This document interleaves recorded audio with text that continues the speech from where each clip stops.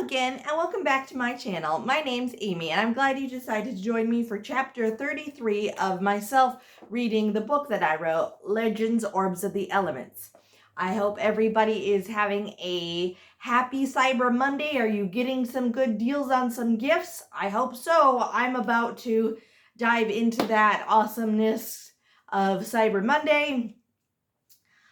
This morning, I have just been busy getting packages ready to send to my friends and family.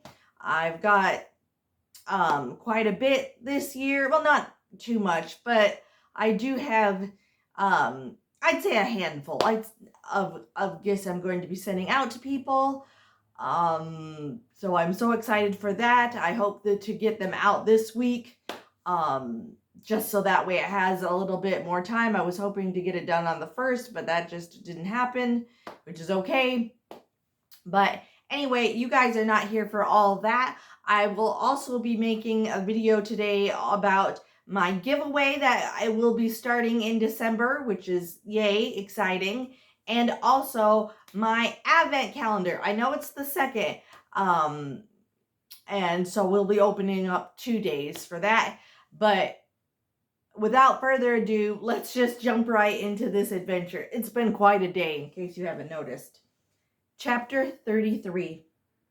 It took a day and a half for Leon and Castilla to reach the western plains. Leon surveyed the flat land. He loved it here. He was completely in his element. Castilla trotted up to him on her gray horse.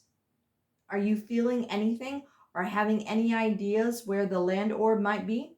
she asked, as she shielded her eyes from the sun. Leon looked ahead of him. The land was dappled with houses here and there. The land wasn't as inhabited or farmed as much as some of the other territories. The people that lived here were mostly spread out when it came to the owning a home and property. True, there were a few towns and villages in which the people could buy and sell goods, along with taverns in which travelers could eat and sleep for the night. But that was about it. Leon glanced at her. Castilla followed Leon's hand and shook her head in approvingly while commenting, "You're getting good at sensing where the orbs might be. Well done." Leon did a half smirk before replying, "Thanks. We should try to get there before dark." The two continued on their way, with Leon still in the lead. The dark green grass swayed to and fro like a gentle waves as the wind blew a soft breeze. The travelers got off their tired horses and led them onward for a few more hours. Castilla did not remember this place when she had come for Leon many weeks ago. "Welcome to the Hill of the Dead," Leon announced at last.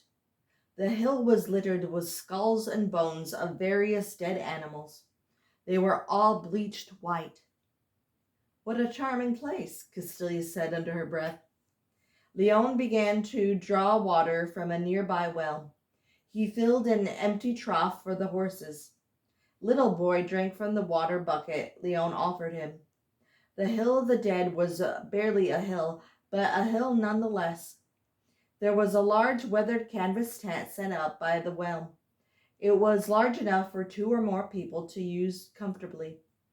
There was also a small stable for the horses to take shelter from the weather.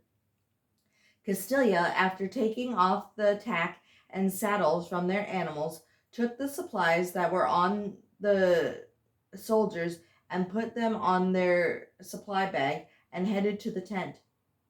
Leon came to help. As he did, he explained they would, as they worked.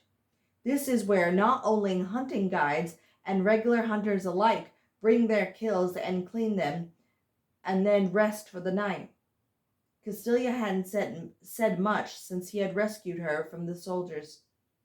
Castilla got up and started to make a cooking fire.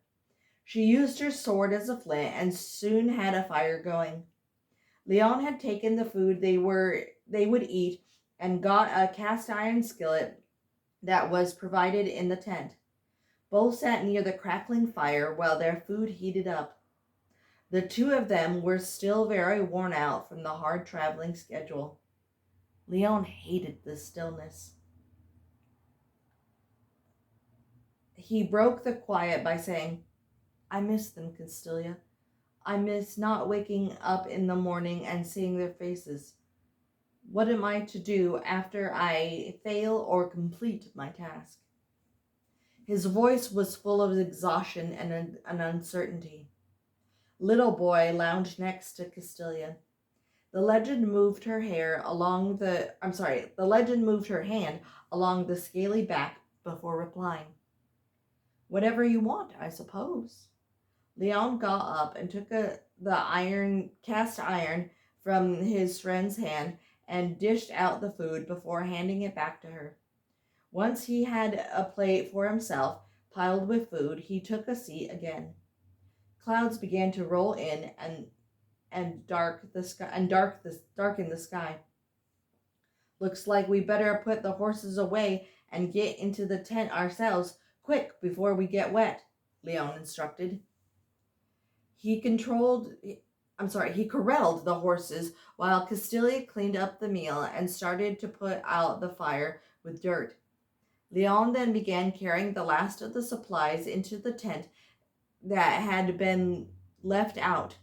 Castilia remained by the now dead fire. She regretted putting out the fire. It felt so good to rest and be warmed by the heat. She hoped that wherever her brother was, he was safe and warm. Suddenly, a drop of rain fell on her head. It rolled down her face. Then another one and another one. It wasn't long before she too retreated to the tent. When she got inside, she saw that Leon had made two cots for each of them to sleep in. Castilia took off her wet cloak and boots. Castilia rummaged through her pack and pulled out a dry new cloak that they had purchased at the eastern coast many weeks ago. Leon had already taken off his boots and cloak and was adjusting his blankets as he settled into his cot. The soft, slightly worn blankets felt good against her weary body. "Castilia, what will you do after you kill the prince?" Castilia was enjoying the simple comfort of the cot. She frowned and sighed to herself. "Oh, I probably will take another task and won't stop until I either fail or get killed." Leon stared at her wide-eyed, a bit of shock. "After all this, you would want to continue? Not me. I'm going back and becoming a hunting guide. Get a wife, maybe settle down." Castilia opened her eyes. While Leon had been speaking, she had closed them briefly. "That sounds like you. I'll tell you what. After you find the orb here, and before we go to the Northern Highlands to find the air orb, go and see your family." Leon sat up a little. "Are you sure? Wouldn't it be smarter to go to the Northern Highlands?" Castilia closed her eyes again while burying her face into a pillow. She listened to the drone of the rain coming down hard. "Leon, sometimes the smartest plans are also the foolish plans. Besides, if I knew my family was here, I would want to see them again," Castilia said in a sleepy tone of voice.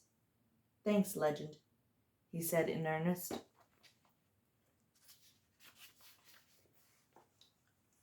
There was no reply.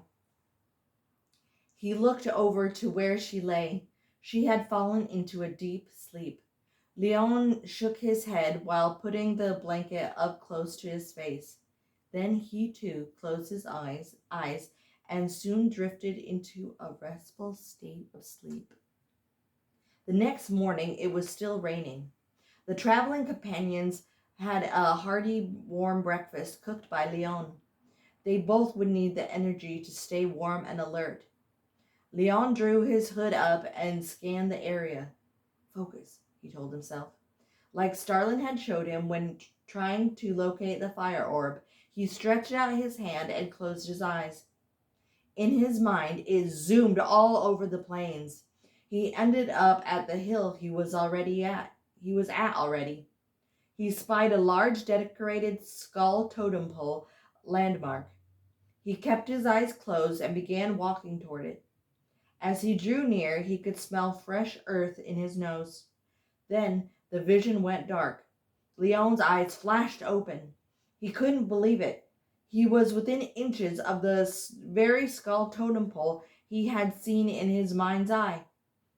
There were also carvings of animals of the plains. Castilia now approached him. She, like Leon, had her hood drawn up. Leon began running his hands up one side of the totem pole. He didn't feel or get any reactions when he did this action. He walked to the other side and did the same thing. A skull that was not like the others. A skull that was not like the others. Oh, he saw a skull that was not like the others. It has some unusual markings on it. He wondered if she knew what the markings meant. I found something. Take a look. She came next to him and followed Leon's fingers to where he was pointing. If I recall correctly, it looks to me like he was an elder of the first group of hunters. They would decorate themselves before the hunt, Castilia said. Leon glanced at the skull, then spoke. I've seen these markings at my father's in my father's old history book back home, and I believe you are correct.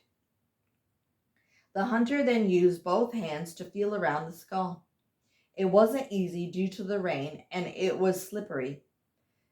He was wondering if he had found the right one when at last he felt a lever towards the very back of the skull. He used his fingers and pulled on them. The skull moved away and revealed a dark, spaced hole. He and Castilia looked at each other. Leon breathed out, then reached inside the hole and felt around. It didn't take long to locate what he sought. He retracted his hand while slowly wiggling it. There, right in front of their eyes, was another beautiful, flawless, emerald green colored orb. He smiled back at Castilia. She smiled back at him and patted his back. Let's get that in the tent, she said, and began walking toward the tent.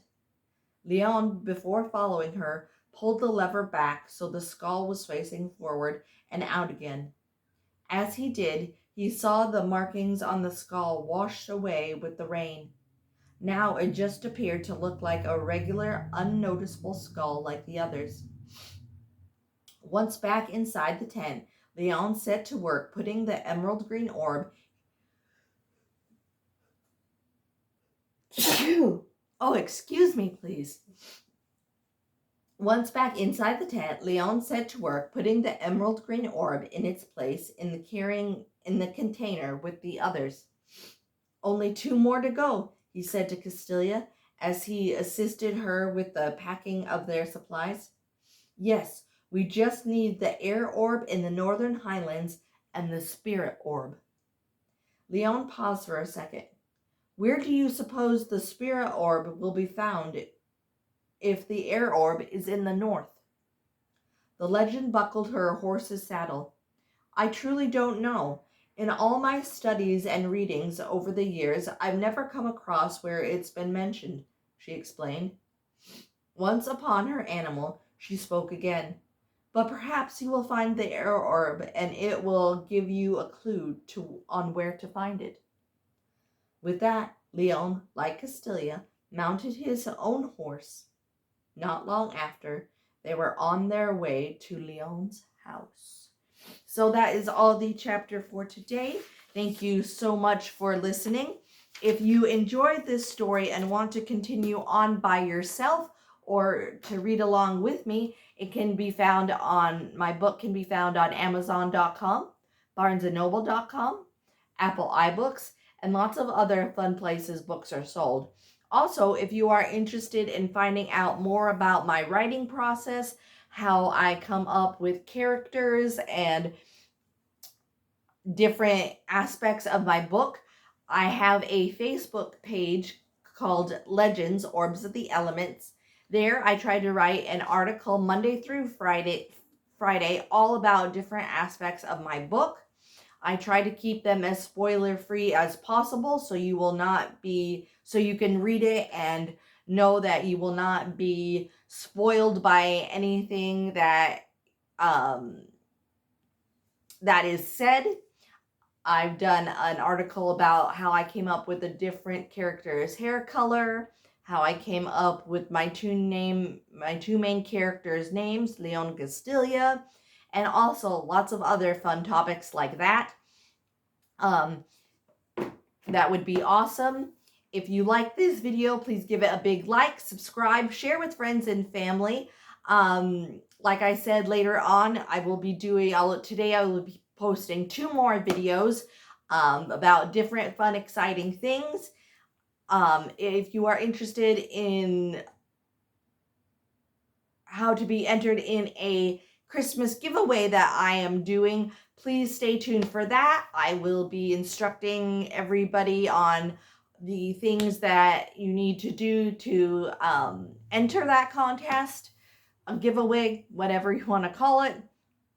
So definitely be staying tuned for that. I'm also doing an advent calendar, and I also need to do a Life as a Right hemiplegic video, which I will hopefully be doing today as well. So please stay tuned for all those good things. As you can see, my background is all in my Christmas getup. I've got a Christmas mouse that I made with my mom's Cricut. I've got my Fievel stocking. I call this my Nutcracker corner because I love nutcrackers and I collect them. I will hopefully be doing a reel showing you guys all the Christmas decorations and whatnot later on. So stay tuned for all that good stuff.